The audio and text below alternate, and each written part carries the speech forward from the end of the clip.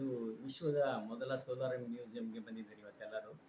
ಇದು ಏನಪ್ಪಾ ಅಂತ ಹೇಳಿದ್ರೆ, ಈ ಕ್ಷೇತ್ರದಲ್ಲಿ ಒಂದು 30 ವರ್ಷ ಕೆಲಸ ಮಾಡಿದ್ಮೇಲೆ, ಇಲ್ಲ ಈ ಥರದ ಒಂದು ಮ್ಯೂಸಿಯಂ ಮಾಡಬೇಕು ಅಂತೇಳಿ. ಯಾಕಂತ ಹೇಳಿದ್ರೆ ಸೋಲಾರ್ ಅಂದರೆ ಕೆಲವೇ ಉಪಕರಣಗಳು ಜನಗಳಿಗೆ ಗೊತ್ತಿದೆ.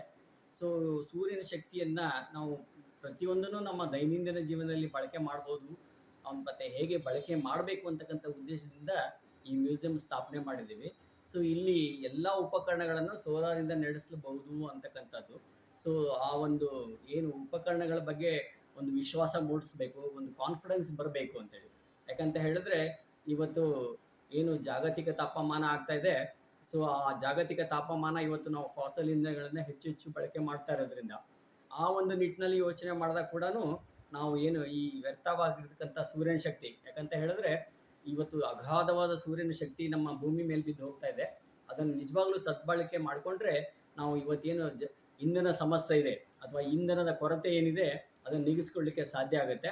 ಈ ಒಂದು ನಮ್ಮ ಭಾರತ ದೇಶಕ್ಕೆ ಇದು ಹೇಳಿ ಮಾಡಿದಂಥ ಒಂದು ವ್ಯವಸ್ಥೆ. ಬೇರೆ ದೇಶಗಳಲ್ಲಿ ಸೂರ್ಯ ಬರ್ತಾನೆ ಅಂತ ಹೇಳಿದ್ರೆ ಸನ್ ಬಾತ್ಗೋಸ್ಕರ ಕಾಯ್ತಾ ಕೂತ್ಕೊಳ್ತಾರೆ, ಆದರೆ ನಮ್ಮಲ್ಲಿ ಆ ಪರಿಸ್ಥಿತಿ ಇಲ್ಲ. ಸೊ ಹಾಗಾಗಿ ಈ ಸೋಲಾರ್ ಎನರ್ಜಿನ ನಾವು ಎಲ್ಲರೂ ಬಳಕೆ ಮಾಡಿಕೊಂಡ್ರೆ ನಾವು ಇಂಧನದ ಸಮಸ್ಯೆ ಪ್ರತಿಯೊಂದು ವ್ಯವಸ್ಥೆಯನ್ನು ನಮ್ಮ ನಮ್ಮ ಬಿಲ್ಡಿಂಗ್ ಮೇಲೆ ಮನೆಗಳ ಮೇಲೆ ಅಳವಡಿಸ್ಕೊಂಡು ನಾವು ವಿದ್ಯುತ್ತನ್ನು ಪಡೀಲಿಕ್ಕೆ ಸಾಧ್ಯ ಆಗುತ್ತೆ.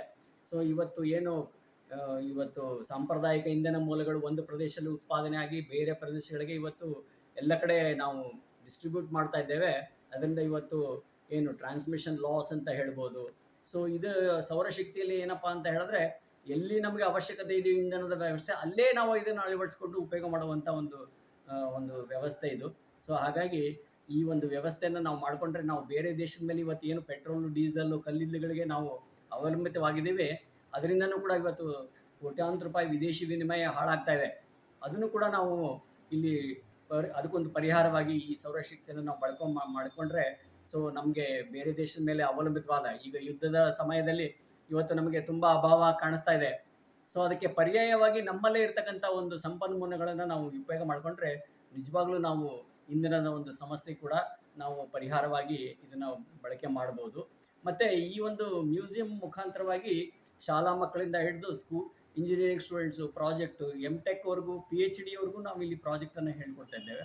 ಸೊ ಇದು ಬೇರೆ ಬೇರೆ ಪ್ರದೇಶಗಳಲ್ಲಿ ಬೆಂಗಳೂರು, ಮೈಸೂರು ಅನೇಕ ಕ್ಷೇತ್ರ ಕಾಲೇಜುಗಳಿಂದ ಇಲ್ಲಿ ಬಂದು ಇದರ ಬಗ್ಗೆ ಪ್ರಾಜೆಕ್ಟನ್ನು ಮಾಡಿ ಮತ್ತು ಅದು ಮುಂದೆ ಅವರಿಗೆ ಏನು ಒಂದು ಸ್ವಂತ ಉದ್ಯೋಗವಾಗಿ ಅಥವಾ ಒಂದು ಕೆಲಸಕ್ಕೆ ಇವತ್ತು ನಾನಾ ಕಂಪನಿಗಳು ಸೋಲಾರನ್ನು ಅಳವಡಿಸ್ತಾ ಇದೆ, ಆದರೆ ಆಫ್ಟರ್ ಸೇಲ್ ಸರ್ವಿಸ್ ನಂತರ ಸೇವೆಗಳು ಸಿಗ್ತಾ ಇಲ್ಲ ಅಂತ ಹೇಳ್ಬೋದು. ಸೊ ಆ ಒಂದು ನಿಟ್ಟಿನಲ್ಲಿ ಕೂಡ ಈ ಮ್ಯೂಸಿಯಂ ಮುಖಾಂತರವಾಗಿ ನಾವು ITI ಡಿಪ್ಲೊಮಾದವರಿಗೆ ತರಬೇತಿಯನ್ನು ಕೊಟ್ಟು ಅವರಿಗೆ ಮುಂದಿನ ಒಂದು ಏನು ಉದ್ಯೋಗ ಅವಕಾಶಗಳಾಗಿರ್ಬೋದು ಮತ್ತು ತಮ್ಮದೇ ಸ್ವಂತ ಉದ್ಯೋಗ ಮಾಡಲಿಕ್ಕೆ ಕೂಡ ಅವಕಾಶ ಆಗುವಂಥ ಇಲ್ಲಿ ಒಂದು ಕೋರ್ಸಸ್ಸನ್ನು ಮಾಡಿ ಸರ್ಟಿಫಿಕೇಟ್ ಕೂಡ ಕೊಟ್ಟು ಕಳಿಸ್ತಾ ಇದ್ದೇವೆ. ಅದೇ ರೀತಿಯಾಗಿ ಇವತ್ತು ಏನು UGC ಸಿಲೆಬಸ್ ಕಮಿಟಿಯಲ್ಲಿ ಕೂಡ ನಾನು ಮೆಂಬರ್ ಇದ್ದೇನೆ. ಅಲ್ಲಿ ವೊಕೇಶನಲ್ ಟ್ರೈನಿಂಗ್ ಪ್ರೋಗ್ರಾಮ್ ಅಂದರೆ ಪ್ರತಿಯೊಂದು ಕಾಲೇಜಲ್ಲಿ ಒಂದು ವರ್ಷದ ಕೋರ್ಸಸ್ ಕೂಡ ಕಂಡಕ್ಟ್ ಮಾಡ್ತಾ ಇದ್ದಾರೆ. ಸೊ ಅಲ್ಲಿಗೆ ಬೇಕಾದಂಥ ಒಂದು ಸಿಲೆಬಸ್ಸನ್ನು ಈಗ ಅನೇಕ ಕಾಲೇಜುಗಳಿಗೆ ನಾನು ಮಾಡಿಕೊಟ್ಟಿದ್ದೇನೆ. ಸೊ ಈ ಒಂದು ಮ್ಯೂಸಿಯಮ್ಮನ ಪ್ರಯೋಜನವನ್ನು ಪ್ರತಿಯೊಬ್ಬರು ಪಡ್ಕೊಂಡು ಅವನ ಸೂರ್ಯ ಮತ್ತು ಅವನ ಶಕ್ತಿಯನ್ನು ಹೇಗೆ ನಮ್ಮ ದೈನಂದಿನ ಜೀವನದಲ್ಲಿ ಬಳಕೆ ಮಾಡಬೇಕು ಅಂತ ತಿಳಿಸುವಂಥದ್ದೇ ನಮ್ಮ ಮ್ಯೂಸಿಯಂನ ಉದ್ದೇಶ ಆಗಿದೆ.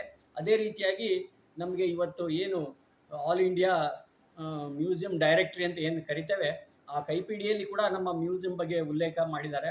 ಸೊ ಹಾಗಾಗಿ ಈ ಒಂದು ಮ್ಯೂಸಿಯಂನ ಪ್ರಯೋಜನವನ್ನು ಹೆಚ್ಚು ಹೆಚ್ಚು ಜನ ಪ್ರಯೋಜನ ಪಡ್ಕೊಳ್ಬೇಕು. ಇದೇ ರೀತಿಯಾಗಿ ನಮ್ಮ 1.5 ಎಕರೆ ಜಾಗದಲ್ಲಿ ನಾವು ಇದನ್ನು ದೊಡ್ಡದೊಂದು ವ್ಯವಸ್ಥೆ ಮಾಡಿ ಅಲ್ಲಿ ಸೋಲಾರ್ ಬಗ್ಗೆ ಕೋರ್ಸಸ್ಗಳಾಗಿರ್ಬೋದು ದೊಡ್ಡ ಮ್ಯೂಸಿಯಮನ್ನು ಮಾಡಬೇಕಂತ ಮುಂದಿನ ಉದ್ದೇಶ ಇದೆ.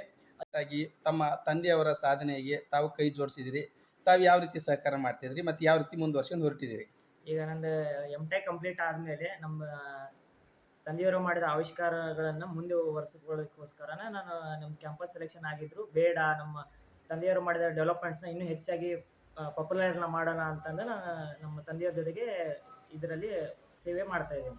ಏನೆಲ್ಲ ಮಾಡ್ತಿದ್ರಿ ಸರ್? ತಂದೆಯವ್ರಿಗೆ ಯಾವ ರೀತಿ ಸಹಾಯ ಮಾಡ್ತಿದ್ರಿ? ಏನು ಹೊಸದಾಗಿ ತಾವೇನು ಈಗ ಮಾಡಿದ್ರಿ? ಹೊಸದಾಗಿ ಈಗ ಸೋಲಾರ್ ವಾಟರ್ ಹೀಟರ್ ಸರ್ ಹೇಳಿದಾಗೆ ಸೋಲಾರ್ ವಾಟರ್ ಹೀಟರ್ನ ಡೆವಲಪ್ ಹೆಚ್ಚು ಪ್ರಚಲಿತ ಮಾಡ್ತಾ ಇದ್ದೇವೆ ವಿತೌಟ್ ಓವರ್ ಟ್ಯಾಂಕ್ ಕಾನ್ಸೆಪ್ಟ್ನ. ಆಮೇಲೆ ಹಾಗೆ ಅದೇ ರೀತಿಯಾಗಿ ಸೋಲಾರ್ ಸೂರ್ಯಘರ್ ಯೋಜನೆಯನ್ನು ಅದನ್ನು ಮಾಡ್ತಾ ಇದೀವಿ ಸಬ್ಸಿಡಿ ಸ್ಕೀಮಲ್ಲಿ ವಿತೌಟ್ ಸಬ್ಸಿಡಿ. ಆಮೇಲೆ ಇಂಡಸ್ಟ್ರಿ ಮೇಲ್ಗಡೆ ಎಲ್ಲಾನು ಮಾಡ್ತಾ ಇದೀವಿ. ಮತ್ತೆ ಕುಕ್ಕರ್ ಮಾಡಿದ್ರೆ ಸೋಲಾರ್ ಸೋಲಾರ್ ಕುಕ್ಕರ್ ಈಗ ಹೊಸದಾಗಿ ಅಡಿಗೆ ಮನೆಯಲ್ಲೇನೆ ಸೋಲಾರ್ ಕುಕ್ಕರ್ನ ಡೆವಲಪ್ ಮಾಡೋ ಆ ಪ್ರೊಸೆಸ್ ಅಲ್ಲಿ ಇದೇವಿ. ಆಮೇಲೆ ಇದೆಲ್ಲ ನೋಡಿದ್ರಲ್ಲ ನೀವು, ಸೋಲಾರ್ ಕೂಲ್ ಕ್ಯಾಪ್ ಬಿಸಿಲಿಗೆ ಹಾಕೊಂಡು ಹೋದ್ರೆ ತಣ್ಣಂಗೆ ಗಾಳಿ ಬರುತ್ತೆ, ಬೆವರು ಶೆಕೆ ಸುಸ್ತಾಗಲ್ಲ. ಓಕೆ, ತಮ್ಮ ಫಾದರ್ಗೆ ತಾವು ಸಾಕಾರ ಮಾಡ್ತಾ ಇದ್ರಿ ಎಲ್ಲದೇ? ಹೌದೌದು. ಓಕೆ ಸರ್, ತಮ್ಮ ಹೆಸರು ಹೇಳಿ ಸರ್. ನಮ್ಮ ಹೆಸರು ಮಧುರ್ MS.